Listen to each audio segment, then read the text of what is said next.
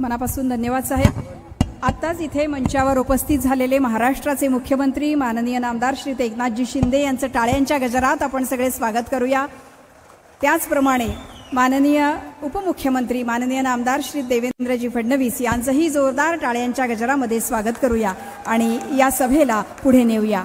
यानंतर मी इथे आमंत्रित करते केंद्रीय राज्यमंत्री माननीय रामदासजी आठवले यांना. विनंती आहे त्यांनी आपल्या सगळ्यांशी संवाद साधावा.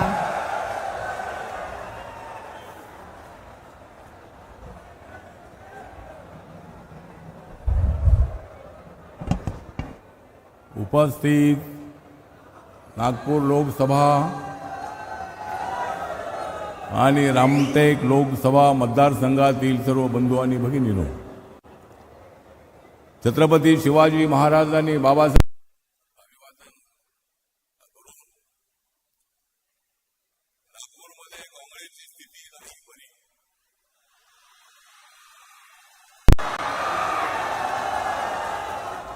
नागपूरमध्ये काँग्रेसची स्थिती नाही बरी, मग का निवडून येणार नाहीत नितीन गडकरी?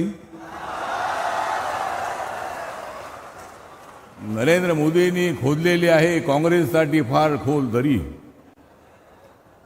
नरेंद्र मोदींनी खोदून ठेवलेली आहे काँग्रेससाठी फार खोल दरी, कारण नरेंद्र मोदींची विकासाची वाटचाल आहे फारच खरी. जो उमेदवार काँग्रेसला हरवे, रामटेकमध्ये जो उमेदवार काँग्रेसच्या उमेदवाराला हरवे त्याचं नाव आहे राजू पारवे.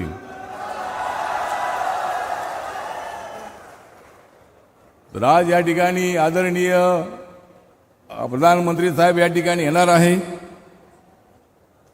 माननीय मुख्यमंत्री एकनाथरावजी शिंदे, देवेंद्रजी फडणवीस, चंद्रशेखर बावनकुळेजी, जोगेंद्र कवाडे सर, आमचे खासदार तुमानीजी, आमच्या सुलेखाताई कुंभारे आणि मंचकावर उपस्थित असणारे सर्व आमदार आणि सर्व नेते. नरेंद्र मोदीजी यांची ज्या माणसाची वागणूक आहे साधी, ज्या माणसाची वागणूक आहे साधी, त्यांचं नाव आहे नरेंद्र मोदी.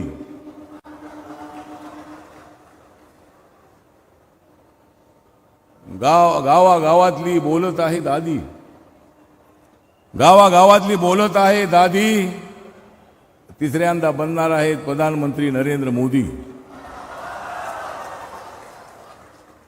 राहुल गांधी, तुम्ही लागू नका आमच्या नादी. राहुल गांधी, तुम्ही लागू नका आमच्या नादी, कारण मी आहे आंबेडकरवादी. या ठिकाणी आपण मोठ्या संख्येने आलेले आहात. थोड्याच वेळामध्ये माननीय प्रधानमंत्री या ठिकाणी येणार आहेत. ही जी निवडणूक आहे, निवडणूक आपल्यासाठी अत्यंत महत्त्वाची निवडणूक आहे. माननीय नरेंद्र मोदीजींनी नारा दिलेला आहे ती 400 पार. 400 पार जागा करायच्या असतील तर या ठिकाणी राजूला, म्हणजे जे पार्लमेंटमध्ये जाऊन तुमची मांडणार आहे चांगली बाजू, त्याचं नाव आहे राजू. राजू पारवे नौजवान तरुण उमेदवार आपल्याला दिलेला आहे. रामटेक लोकसभा मतदारसंघामध्ये अत्यंत ऍक्टिव्ह असणारा, पूर्वीच आमदार आता बनणारा खासदार दिलेला आहे. आमचा बौद्ध समाज, आंबेडकरी समाज, हा राजू पारवेजी आपल्या पाठीशी ताकदीने उभा राहणार आहे. आमचा समाज ज्यांच्या पाठीशी जातो त्यांना विजय मिळतो. आम्ही तुमच्यासोबत आहोत, आमचा समाज तुमच्यासोबत आहे. अगोदर मी बीजेपी सोबत होतो. कवाडे सरांनी विचार केला की मी एकटा तिकडे कशाला राहू. कवाडे सर सुद्धा आता आमच्यासोबत आलेले आहेत. सुलेखाताई तर आमच्यासोबत आहेतच आहे. हा समाज जो आहे, हा बाबासाहेब आंबेडकरांना मानणारा समाज, हा विकासाचा विचार करणारा समाज आहे. आमचा समाज जो आहे, आमचा समाज देशावर प्रेम करणारा समाज आहे. जात, धर्म, भाषा, पंथ यापेक्षा देश महत्वाचा आहे. हे शिक्षण बाबासाहेबांनी आम्हाला दिलं. बाबासाहेब आंबेडकरांनी देशासाठी काम केलेलं आहे. बाबासाहेब आंबेडकरांनी या देशाची घटना लिहिलेली आहे. कोण म्हणतो या देशाची घटना बदलणार आहे? त्याचं नाव सांगा मला. हे काँग्रेसवाले, हे इंडिया आघाडीवाले या देशाचं संविधान बदलणार आहेत, या देशाची लोकशाही धोक्यात आहे असं म्हणतायत. तुमची इंडिया आघाडी धोक्यात आहे, काँग्रेस पार्टी धोक्यात आहे. काँग्रेस पार्टी धोक्यात आहे कारण ती आज धोक्यात आहे. लोकशाही धोक्यात आहे. लोकशाही कशी काय तो धोक्यामध्ये असू शकते? या जनतेच्या मतावर नरेंद्र मोदीजी 2 वेळेला प्रधानमंत्री झालेले आहेत. आम्ही लोकशाहीला मानणारे लोक आहोत. आम्ही बाबासाहेब आंबेडकरांच्या घटनेला अजिबात हात लावू देणार नाही. कोण म्हणतो या देशाची घटना बदलली जाणार आहे? चुकीचा प्रचार केला जातोय, समाजामध्ये फूट पाडली जाते. राहुल गांधी यांना माझा सवाल आहे, एका बाजूला तुम्ही देशाला जोडण्याची यात्रा काढताय आणि दुसऱ्या बाजूला समाजाला तोडण्याची भूमिका मांडताय. बरोबर नाही आहे.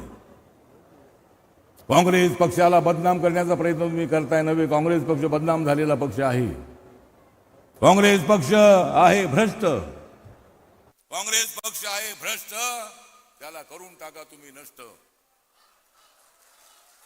काँग्रेस पक्ष आहे भ्रष्ट, त्याला करून टाका तुम्ही नष्ट. नरेंद्र मोदीजी करत आहेत फारच मोठे कष्ट. नरेंद्र मोदीजी देशभरामध्ये करत आहेत फारच मोठे कष्ट. मग इंडिया आघाडी का होणार नाही नष्ट? आपण सर्वांनी अत्यंत चांगल्या पद्धतीनं मतदान करायचं आहे. 19 तारखेला 4 जूनला नितीन गडकरी हे अत्यंत ऍक्टिव्ह असणारे अशा पद्धतीचे आमचे मंत्री आहेत, नेते आहेत. या देशामध्ये सगळं रोडचं जाळं त्याने सगळं पसरवलेलं आहे. काँग्रेसच्या काळामध्ये सगळे नॅशनल हायवे सगळे सिंगल असायचे. आज सगळे रोड एकदम चकाचक अशा पद्धतीचे झालेले आहेत. अनेक एअरपोर्ट जे आहेत ते डेव्हलप झालेले आहेत. त्यामुळे लाखो लोकांना रोजगार मिळालेला आहे. महिलांना 33% आरक्षण देण्याचा निर्णय लोकसभेमध्ये, विधानसभेमध्ये रिझर्वेशन देण्याचा निर्णय झालेला आहे. इकॉनॉमिकल विकर सेक्शनला 10% आरक्षण देण्याचा निर्णय झालेला आहे. जम्मू काश्मीरमधून 370 कलम हटवण्यात आलेला आहे. त्या ठिकाणचा आतंकवाद संपवण्यात आलेला आहे. आणि त्यामुळं आम्ही तुमच्या समोर आलेलो आहोत मतं मागण्यासाठी. त्यामुळं देशामध्ये, साऊथ इंडियामध्ये, परवा मी कन्याकुमारीला होतो, परवा मी पांडिचेरीला होतो.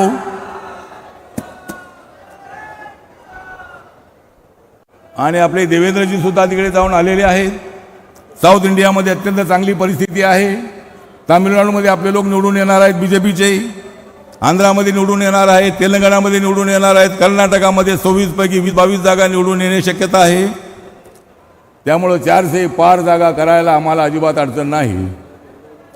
यावेळेला आमचा नारा आहे 400 पार. यावेळेला आमचा नारा आहे 400 पार. पण 2029 मध्ये आमचा नारा असेल 500 पार. एवढी आम्ही कामं केल्यानंतर आम्हाला काय एवढ्या जागा मिळणार नाहीत. त्यामुळं मी जास्त आपला वेळ घेत नाही. माननीय प्रधानमंत्रीजी येणार आहेत आणि अजूनही सीएम, डेप्युटी सीएमना बोलायचं आहे. या ठिकाणी मी आपल्या सगळ्यांचं या ठिकाणी हार्दिक आभार व्यक्त करतो. आणि Republican party of India Nitin Gadkari आणि राजू पारवे यांच्या पाठीशी खंबीरपणे उभी आहे एवढा विश्वास आपल्याला देतो. आणि माझे 2 शब्द संपवतो. जय भीम, जय भारत, जय महाराष्ट्र, जय विदर्भ.